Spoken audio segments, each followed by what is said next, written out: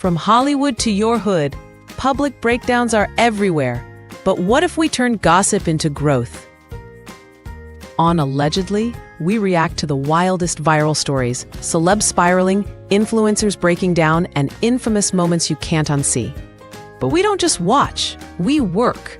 We break it down, do the self-work, and find the breakthrough hiding in their mistakes. New episodes drop every Monday on YouTube at My Coach Ministry, because your healing might just begin with someone else's headline. Allegedly, where the breakdown is the beginning of your breakthrough. And now it's time for Allegedly. Allegedly, tonight's question. Woohoo! Of course, it's episode 25. Thank you so much for staying with us so far. I'm Coach Racquel. This is smack in the middle of Refresh, Relax, Renew podcast. And this is our third and final segment. Okay. Allegedly. And before we get into this, first, today's question. Is weight management culture really about saving lives or just about satisfying eyes? All right. But before we get into it, there's a couple of things we like to say at the beginning. Okay. First, let's be very clear that our intentions are positive and are good intentions. We are not here to try to cause harm or hurt to anyone.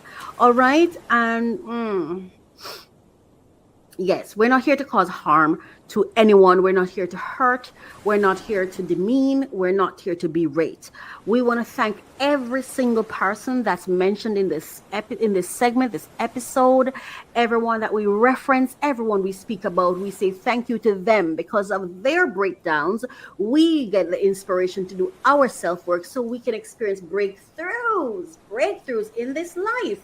All right, so we can achieve our fullest potential in life. So this is from gossip to growth.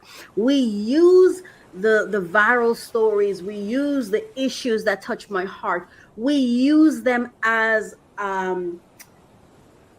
inspiration to do our own self-work for breakthrough. So that's why we're here, and that's what we're about. Okay, we want to delve into these stories to explore it and find out what we can extract to build our own quality of life, to build our foundation, to build our what we are able to build our lives, to build our futures, so we can learn from others' mistakes, and we can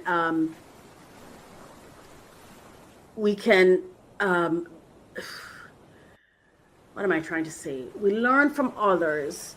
We draw from their stories to gain wisdom, to fortify, if that works, our future, to build a hedge of protection, so to speak. Yes, you remember what I talked about in the beginning, and the different concerns, looking at people's lives, looking at Sean Combs' case and stuff. We extract from their story with gratitude to them, so that we can hopefully build some kind of protective shield around ourselves, or just help us to do the self-work that we can get to the breakthrough much faster. But not just the breakthrough, but also gaining wisdom from them to build stronger, better lives. You know? Yeah, that's what I'm trying to say. So let's go now to our there's something we have to say, our fair use.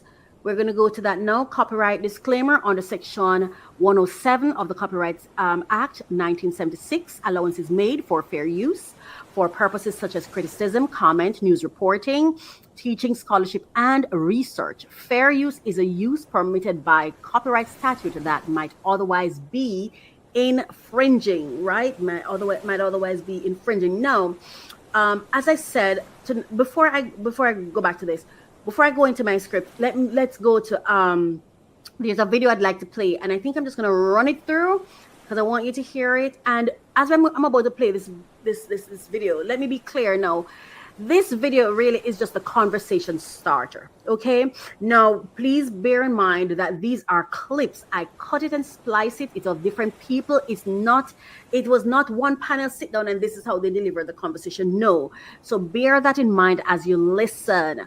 It's just different bites from different people that I want you to hear. That's going to offset the conversation, but it was not recorded this way by the original sources. This is not how they sat down and recorded what they were saying. I'm the one who extracted it. I'm the one who put it together in this format to start the conversation. Now, everything in it doesn't necessarily answer the question or even the topic I'm going to be asking, but like I said, it's a conversation starter. It's their thoughts, and then I'm going to share with you my perspective and go into the discussion for today. So now we are going to go straight to the video. 70% of teen pregnancies are fathered by adult men. That is not a teen pregnancy problem. That is a problem with adult males impregnating children. The responsibility and the history of pregnancy has always been placed on the woman. This is a justice problem. This is a child protection problem. I mean, if you ask any typical man to describe what wife material is, watch them describe a helper. A slave, yeah, yes. a complete helper. Yes, who doesn't get paid. Joseph married Mary at 12-year-old. 12. She was 12 when time Joseph married her. Joseph was big man them time there. Mary was look up at me. God impregnate Mary at 14-year-old, you know. She give birth to... So she give birth to Jesus at 15-year-old. So she had breed from she had 14. Who breed Mary? Joseph? No. All right.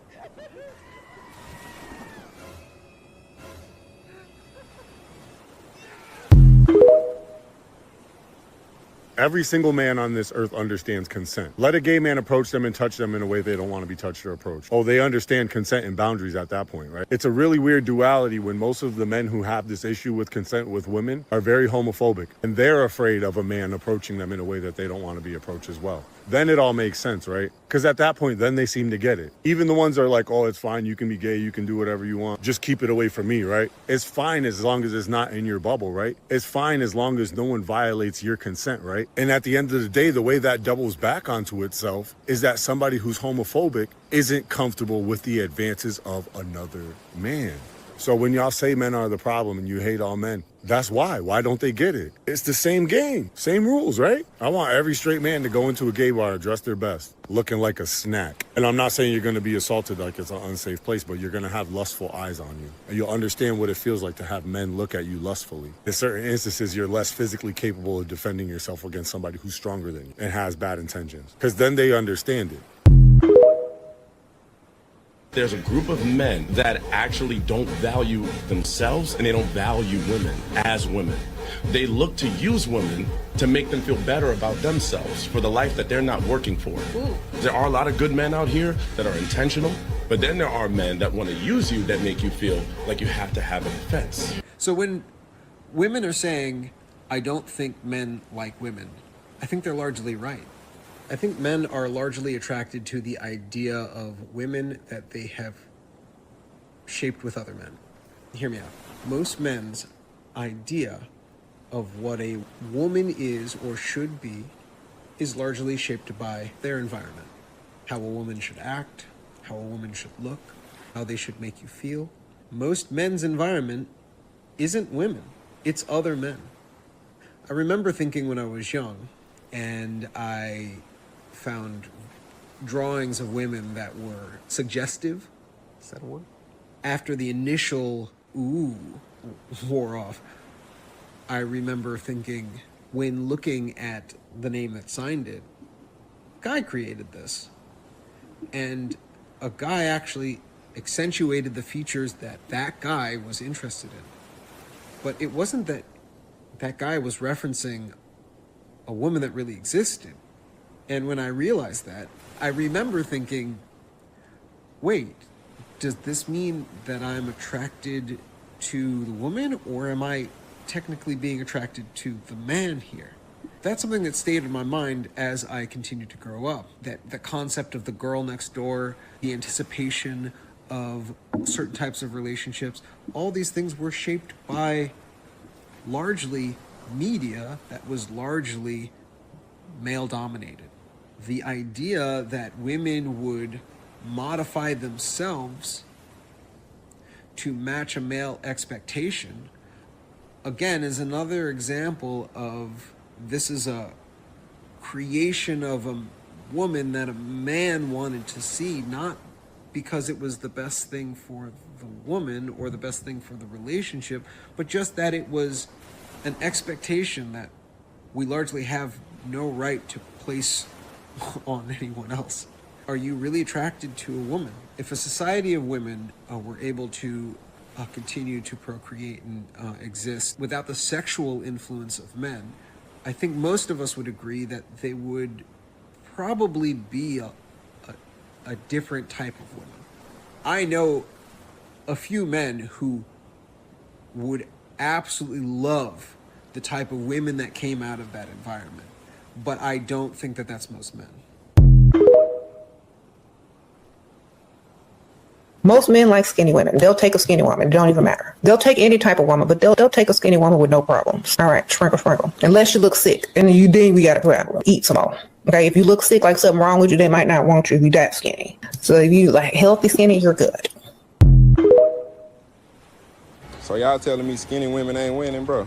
Can't lie, boy. Don't get me wrong. You know what I'm saying? Them thick women, they winning too. But man, my preference is skinny, petite women, man. It just ain't nothing like them, bro. They just be they be skinny with the right shape, and then they be having a little speed bump back there, you know, man. They just winning, man. They just, you know what I'm saying, perfect for me, man. You know, yeah. Listen, let me say this. Who told women that, like, that we wanted y'all to be super skinny? Like, we never asked for that shit. And don't say you're doing it for yourself, because there's no way you're fucking happy being super skinny and eating 600 calories a day. There's no way you're happy doing that, right? Like, who told you that? Like, you could be super duper healthy as a woman and have 21 to 29% body fat, right? And eat healthy and eat good and still be happy, right? Like, we don't want to see your abs, bro, right? Like, a flat stomach is completely different abs. I don't want to see your tricep and your bicep. That's what I look at myself in the mirror for. I'm a guy. Like, women are supposed to have a little bit of thickness around the thighs, around the hips, you know, like you stop this whole Ozempic being super skinny shit. Like, stop following Hollywood. Like, they don't know. They're out of touch with reality. Okay, like, that's not what most guys is looking for. Like, just being honest, man. All right. Whew. All right. Let's get into the conversation, discussion, whatever you want to call it. That's where we're headed now. That was some interesting talk. All right. So today's question: is weight management culture really about saving lives or just about satisfying eyes? The global weight management market is worth hundreds of billions, right? Need to see my time. All right. Hundreds of billions.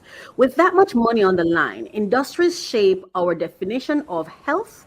Meanwhile, social media pressures magnify thin ideals, especially for women. But here's the truth. According to the research, both fuller bodies and smaller bodies experience illness and early death. Hello. Graves don't discriminate between a waistline and a heartbeat. And this is important because oftentimes when persons come to tell you about your weight or whether your weight is good or bad, it somehow always get connected to death. Like, we want you to be healthy, blah, blah, blah. The grave doesn't discriminate, though. And fat people aren't the only people who die young. or die at all, right? So why when this question come up, it's about that. Yeah.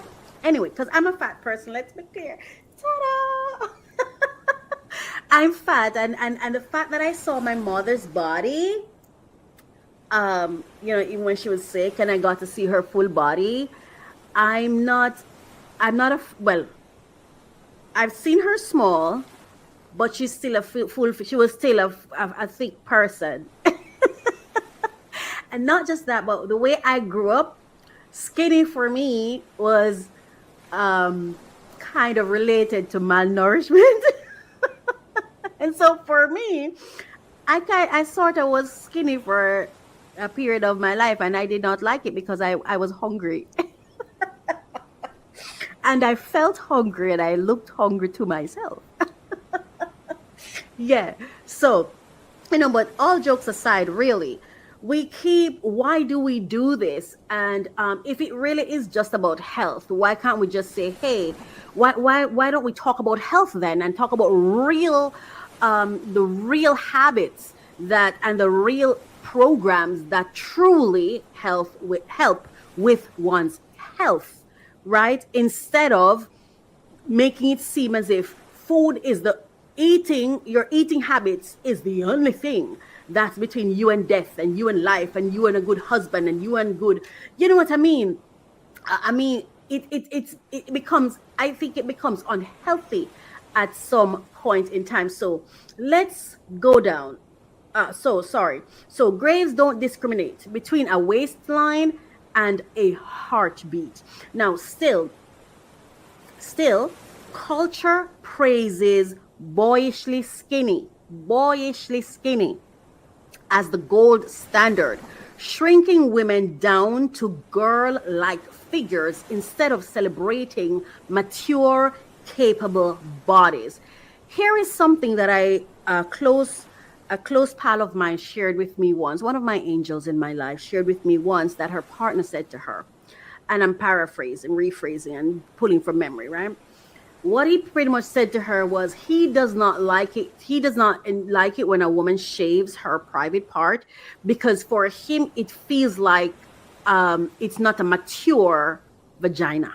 It's not a mature, like it takes away from the feeling of maturity. And I so respected that person for that statement, because I think it's important. And let me be clear, nothing in this data indicates that body size contributes to increased sexual experiences between older persons and younger persons, right? But what led me here is little things like these, like when we expect women to look like girl, after a while, that's sensory adaptation, and I'm going to share the information, but after a while, don't you think that affects how we see people and how we see things? I just want you to think about it, right? So even as he said that, if every time you are having sexual encounters with a vagina with no hair on it, no pubic hair, and I don't know if there's anything else that makes it feel like mature. And I'm not saying that all men who like that are capable of harming kids, but don't you think it makes it easier for you to go from there to there? You know what I mean? Like, if you're already, it's like there's no differentiation of it. Like, I just feel like it increases vulnerability. It normalizes certain things that I don't think should be more normalized. And I feel that mature should feel and look like mature. You know what I mean? There should be a difference. So if you accidentally ended up somewhere you should not be, you should know immediately, hold on, it's in the dark. What's going on here? Who is this? You know what I'm saying? I just don't think they should feel the same or look the same, but let's go on. So, sensory adaptation. And I'm just going through, I'm sharing a couple of slides with you as I go along that you can pay attention to as well as I share the data. Sensory adaptation.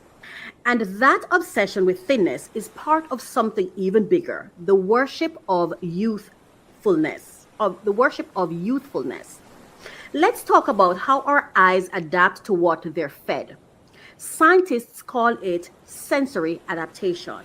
When we're repeatedly exposed to thin bodies, our brains recalibrates. Suddenly, thin becomes normal, even ideal. Studies prove this.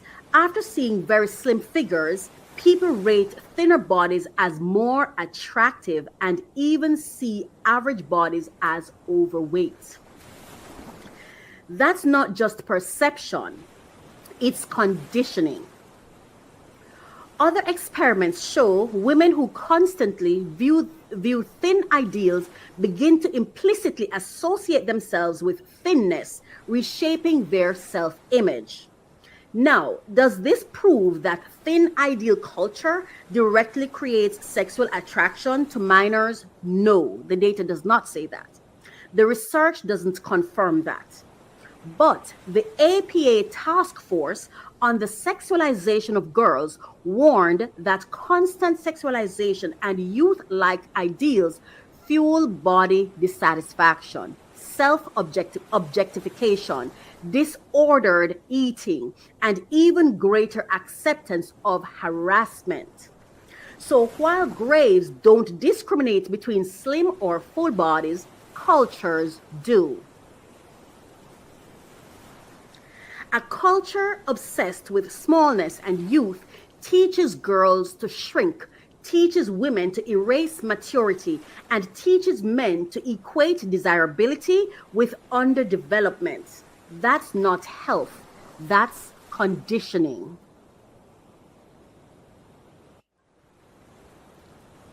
Real risks. And here's the kicker. When we look at real risks, teen pregnancy, early sexualization cycles of single parenting and poverty, the data points somewhere else. Global agencies show the strongest predictors are poverty, lack of education. Global agencies show the strongest predictors are poverty, lack of education, child marriage, and lack of access to sexual health services. Not whether a girl's body was small enough to fit the cultural script. Which begs the question, if weight management culture was truly about saving lives, wouldn't it focus on food systems, education, healthcare, and dignity? Instead, it too often satisfies eyes by pushing an unhealthy preference for smallness that harms girls, distorts desires, and starves the truth. Youthfulness. Now, let's zoom in on youthfulness itself. Across time and culture, research shows men lean younger when choosing partners. On average, husbands are 2 to 7 years older than their wives. Why? Evolutionary psychologists argue it comes down to fertility. Youth signals reproductive potential, smooth skin, bright eyes, full lips, firm body tone, the shorthand for a body at its peak capacity to conceive and carry life. Science goes deeper. Faces with so-called neotenous features, large eyes, smaller nose, round cheeks, are judged more attractive because they mimic youthful proportions. Bodies with a waist to hip ratio around 0.7 read as both fertile and youthful. Even videos play a role. Higher pitch, lovelier movement patterns are coded as younger and therefore desirable. But biology is only part of the story. For example, they had this thing going online where they were saying men don't like loud women. In some instances, you hear men don't like strong, independent women. I'm just saying what I hear online. I'm not saying this is the truth. I'm just sharing things I've heard growing up and since I've been an adult, right? Okay. So, culture has built an empire. Culture has built an empire on this attraction. Media and advertising sell us the anti-aging industry. Billboards, Instagram feeds, beauty brands, all amplifying the idea that a woman's power is in her youth. Meanwhile, men are permitted to age into silver foxes, often gaining desirability with the age. That's not biology. That's a cultural double standard. And there's a dark side. The obsession with youthfulness pressures women into endless dieting, cosmetic surgery, and anti-aging regimens, erasing maturity as if wrinkles and curves are flaws. Worse, it risks blurring the line between healthy, one second. Forgot this. Yes. Worst, it risks blurring the line between healthy adult attraction and problematic ideals that shrink women down toward girlhood.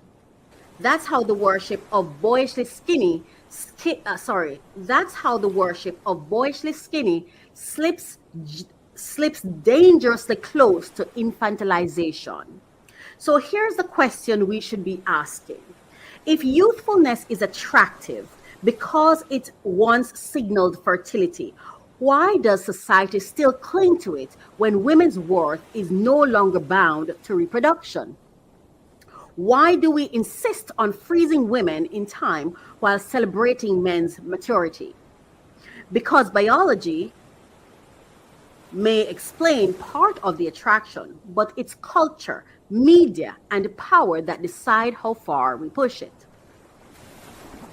And when we push too far, youthfulness stops being about saving lives and starts being about satisfying eyes. So here's a spoken word reflection. So here is a spoken word reflection. Is it about saving lives or satisfying eyes? The praise, boyishly skinny, like womanhood itself is a disease, as if curves mean chaos, as if softness means sickness. But fuller bodies die young and old, and smaller bodies, they die too. Graves don't discriminate. Death takes both the heavy and the hollow. BMI becomes scripture, though science says it was never meant for salvation. Ultra processed foods flood the shelves while classrooms skip the lesson that true health is not just body mass, it's community mass, policy, peace, education, and plate. So I ask again, is it about saving lives or satisfying eyes? Because if health were the goal, we would nourish more than numbers, protect peace more than profit, and honor everybody, full, slim, young, old, as holy ground. So, does weight management culture truly serve health or disguise a predatory ideal? Allegedly, when profit and platform come before people, we confuse being small with being well. The real solution, create environments that nurture health, not just shrink women. Because in the end, it's not about waistlines, it's about lifelines. Hold your power, measure what matters. All right? This is it, right? I have had the experience where, and even now online, like I have this fitness thing that I do, fitness blog, and the only thing I've ever really gotten Let me think. Yeah, the only thing that people mostly really compliment me on is my fitness. Like, oh, keep going. They just assume I'm on this weight loss program. I'm not. And people assume I'm on a weight loss program. I'm not on a weight loss program. I'm just living my life. And there's this thought, like, if you're fat, if you're my size, it's because of food. I've always loved vegetables. As a matter of fact, growing up, my constant prayer was always, God, I need a fridge. When I grow up, I need a refrigerator filled with fruits and vegetables. I love that kind of thing. So it's not because I'm not eating well, and it's not like, that's not what I want my life to be about. That's not what I want my days to be about. And if that's the only thing you can compliment and be proud of in me, then it says so much more about you than it says about me. And I don't find it a compliment when you tell me about, oh, good, I'm proud of you because what? I'm working out? What about being proud of me for this podcast? What about being proud of me for the work that I do? What about being proud of me because I'm so kind to you? What about being proud of me because I'm good to you, because I bring good energy? What about all of it? All of me. Not just that aspect of me, but all of me. We've got to get to a place where we can be deeper than just so surface level things. We've got to be deeper. You know, I remember when the person I dated, he was skinny. The person I had that long-term dating relationship with, he was a skinny person. Let me tell you something. I suffered. I suffered for it. I suffered. There are times and sometimes his bones would sink into my body. I'm telling you. He's precious, okay? He's a lovely person. And he's happily married to somebody else. All right. But I'm just saying, skinny ain't always it. And sometimes when I see it, I'm like, them bones. I'm always looking for them bones. I sink into my flesh. You know, but anyway, that brings us to I love to open new packages. I will give you the latest information on the top funding opportunities for entrepreneurs who are seeking funding. Come along with me from Coach Racquel and doing this passion project for me. So I am so happy to bring this to you. Thank you so much for listening. Thank you for watching.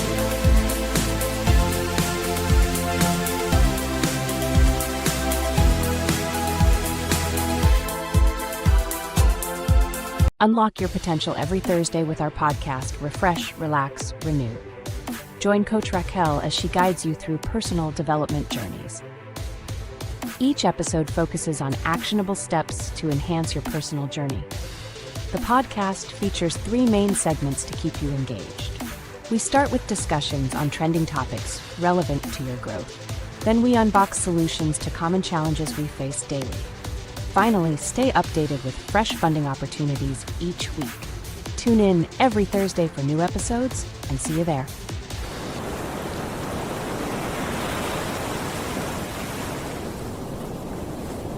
Welcome to mycoachministry.com. We're on a mission to empower 1 million purpose-driven entrepreneurs, turning calling into currency. Through strategic coaching, we guide visionary leaders, brand elevation, and creative empowerment, helping leaders break barriers and own their identity. Build impactful, wealth-generating brands that echo across generations.